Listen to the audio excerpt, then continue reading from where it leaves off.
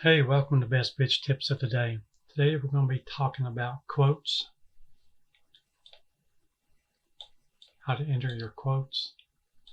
So the one thing that you need to remember is when you're entering your quoted prices, tax is not included for quotes.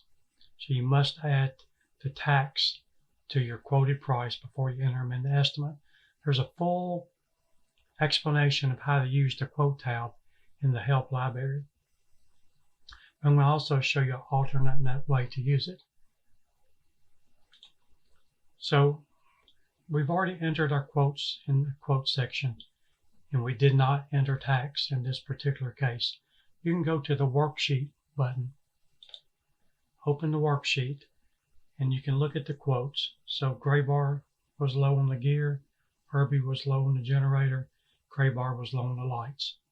Over under this side, there's going to be the price that was quoted, and if you hit sum, it's going to be the total.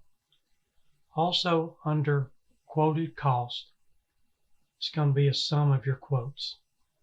So if you didn't add tax to these numbers, you still have a chance to add it here under one of these markup headings.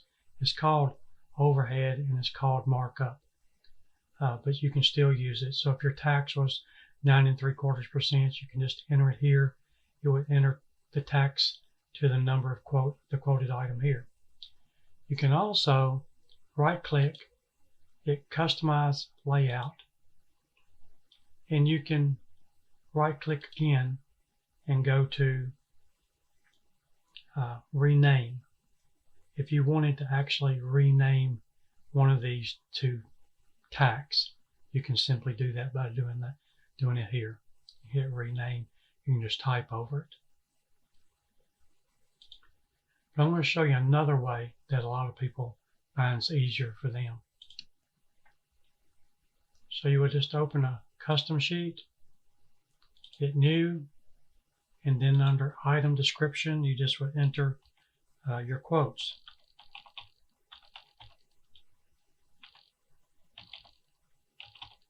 Lighting, gear, generator.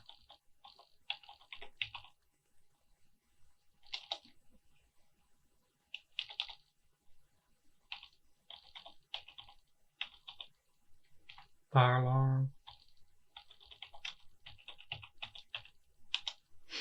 Anything that you would ever quote, you can enter it here. Pole bases. You can put any amount of things in here that you feel that you need. Transformer pads.